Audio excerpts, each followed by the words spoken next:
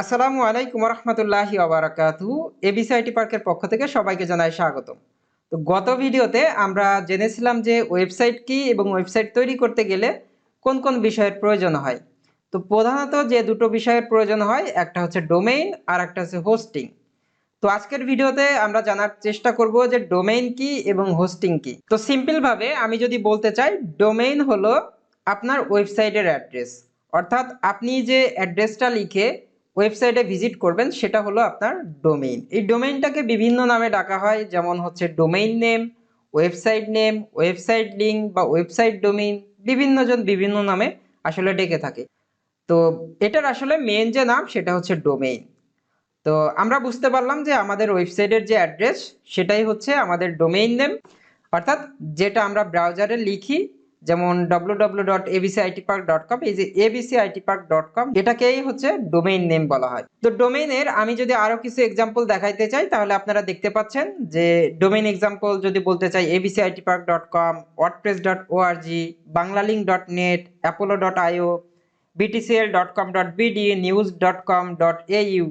তো এই যে ডোমেইনের শেষে অর্থাৎ abcitpark.com, এই যে .com আর একটা দেখতে পাচ্ছি .org, .net, এগুলোকে কি বলা হয়? এগুলোকে বলা হয় ডোমেইনের এক্সটেনশন, অর্থাৎ ডোমেইন নেমের এক্সটেনশন। এই যে আপনার মূল যে নামটা, নামের শেষে যে ডট দিয়ে যেটা থাকে সেটা হচ্ছে ডোমেইন নেম এক্সটেনশন।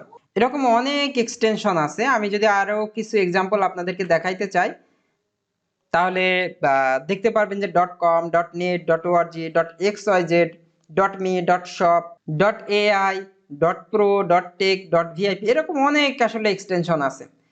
তো এখন এই যে .com.bd, .com.au, এই এক্সটেনশন গুলো হচ্ছে কোন কান্ট্রির ডোমেইন বা কোন কান্ট্রির এটা। তো এটা কিন্তু আসলে আমরা যেমন .com.bd কোনো ডোমেইন রেজিস্টার কোম্পানি থেকে কিনতে পারি না।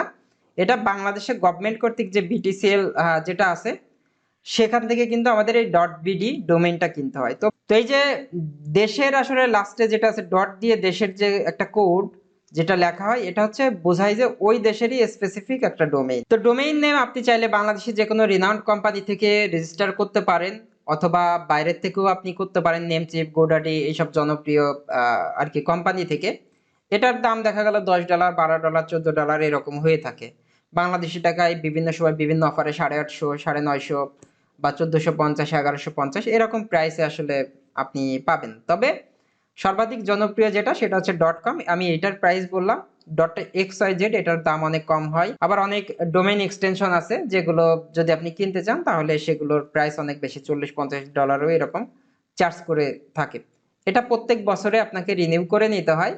আর এটা কিনতে গেলে সবসময় যেটা আপনার কাছে সাজেশন থাকবে সেটা হচ্ছে এটা আপনি আপনার নিজের নাম, নিজের ইনফরমেশন, নিজের ইমেল দিয়ে রেজিস্ট্রেশন করে নেবেন। থার্ড পার্টি কারো কাছ থেকে যদি সার্ভিস নিতে চান, যদি সেই ডোমেইনটা যদি তার নামে রেজিস্টার করে থাকে, তার মানে যদি লিগাল ভাবে বলতে চান তাহলে সেটা ডোমেইনের মালিক কিন্তু সে।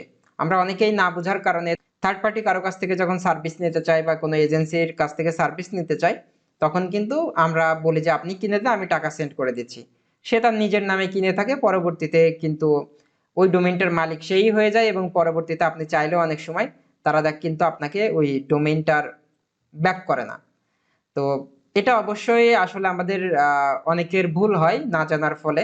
আর এটা কেনা কিন্তু খুব বেশি কঠিন না। আমরা পরবর্তী ভিডিওগুলোতে দেখবো কিভাবে ডোমেইন হোস্টিং আপনি কারো হেল্প ছাড়া একদম নিজে নিজেই কিনতে পারেন, এবং টোটাল কন্ট্রোলটা আপনার হাতেই কিন্তু তখন থাকবে। যে কোনো সময় আপনি চাইলে ডোমেইন ট্রান্সফার, হোস্টিং আপগ্রেড, সবকিছু নিজে নিজেই করতে পারবেন। আর যদি থার্ড পার্টি কাউকে দিয়ে কেনান, সে যদি আপনাকে ওইভাবে ফুল অ্যাক্সেস না দেয়, তাহলে কিন্তু আসলে আপনার কিছুই করার থাকবে না। তো এরপর আরেকটা গুরুত্বপূর্ণ বিষয় নিয়ে আমরা আলোচনা করেছিলাম, সেটা হচ্ছে হোস্টিং বা হোস্টিং সার্ভার। তো হোস্টিং বা হোস্টিং সার্ভার বা ওয়েব হোস্টিং সার্ভার সবই সেম নেম। বিভিন্ন জন বিভিন্ন নামে এটা আসলে ডেকে থাকে। তো আমরা ডোমেইনটা হচ্ছে জাস্ট ওয়েবসাইটে অ্যাড্রেস, অর্থাৎ আমরা যেটা লিখে ব্রাউজ করি। এখন শুধু ডোমেইন কিনলে কিন্তু আপনি যদি ব্রাউজ করেন কোনো কিছুই আসবে না। কারণ এই ডোমেইনে আপনি ভিজিট করলে বা ওয়েবসাইটে ভিজিট করলে কি আসবে, সেটা হচ্ছে আপনার একটা হোস্টিং সার্ভারে হোস্ট করে রাখতে হবে। আপনি যখন ওয়েবসাইটে ভিজিট করতেছেন, বিভিন্ন লেখা পাবেন, ভিডিও পাবেন, লোগো পাবেন, এই যে সমস্ত ইনফরমেশন, এই জিনিসগুলো হচ্ছে একটা ভার্চুয়াল স্পেসে স্টোর করতে হয়।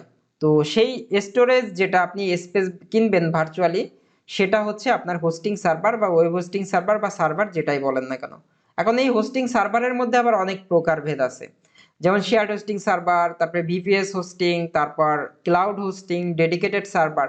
তো সব থেকে আর কি বলবো, যদি ভালো সার্ভিস পেতে চান তাহলে আপনি ক্লাউড হোস্টিংটা বা ভিপিএস সার্ভার ব্যবহার করতে পারেন। তো এই জিনিসগুলো একটু নন টেক পার্সনদের জন্য একটু কষ্টসাধ্য বিষয়, তারপরেও যদি কোনো টেকনিক্যাল পার্সন থেকে আপনি একটু হেল্প নেন বা সার্ভিস নিয়ে থাকেন, তাহলে এই ধরনের হোস্টিং সার্ভার যদি ইউজ করেন তাহলে ভালো আপনি সার্ভিস পাবেন। এগুলো একটু প্রাইস বেশি হয় সাধারণত, দেখা গেল $8-9 বা $10 $12 এরকম মান্থলি আপনাকে পে করতে হবে। এগুলো মান্থলি পে করার সিস্টেম আছে, সব আপনাকে একবারই পে করতে হবে এরকম না। আর শেয়ার্ড হোস্টিং এর যে বিষয়টা, এটা হচ্ছে সব থেকে তুলনামূলকভাবে কম খরচে যদি কেউ হোস্টিং সার্ভার নিতে চায়, সেটা হচ্ছে শেয়ার্ড হোস্টিং। তো শেয়ার্ড হোস্টিংটা আসলে বিশেষ করে যারা ই কমার্স বিজনেস করবে তাদের জন্য আমি কখনোই রিকমেন্ড করি না। একান্ত যদি তার কোনো উপায় না থাকে তখন সে শেয়ার্ড হোস্টিং কিনবে অবশ্যই ভালো একটা কোম্পানি থেকে, ভালো একটা প্যাকেজ। তাহলে সে দেখা গেল তার বিজনেসের শুরুটা সে শুরু করতে পারবে। অনেকে আমরা 800 টাকা, 1200 টাকা, 1500 টাকা সারা বছরের জন্য হোস্টিং কিনি। ওই হোস্টিং দিয়ে আসলে আপনি ভালো কিছু আপনার ই কমার্স বিজনেসে করতে পারবেন না। যখনই আপনি অ্যাড ক্যাম্পেইন চালাবেন তখনই দেখবেন ওয়েবসাইট স্লো হয়ে যাবে, ওয়েবসাইট লোড হবে না, ভিজিটর আসবে, অনেক সময় লাগবে লোড হইতে, পরবর্তীতে ভিজিটর দেখবেন যে ব্যাক করবে, আপনার কোনো অর্ডার পড়তেছে না।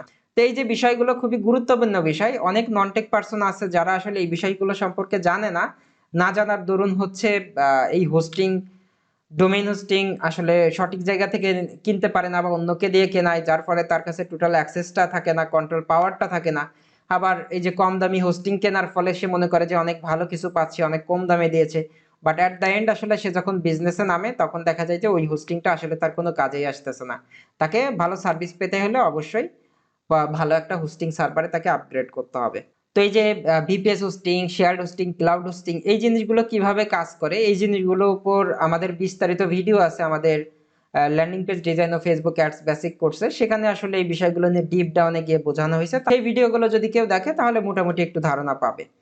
তো সংক্ষিপ্ত আকারে আমি আসলে এখানে আলোচনা করলাম। আমি চাচ্ছি না কোনো ভিডিও খুব বেশি লং করতে। আশা করি এই ছোট ছোট ভিডিওগুলো থেকে মোটামুটি যথেষ্ট পরিমাণে ইনফরমেশন আপনি পাবেন, যেটা আপনার লাইফে কাজে লাগবে।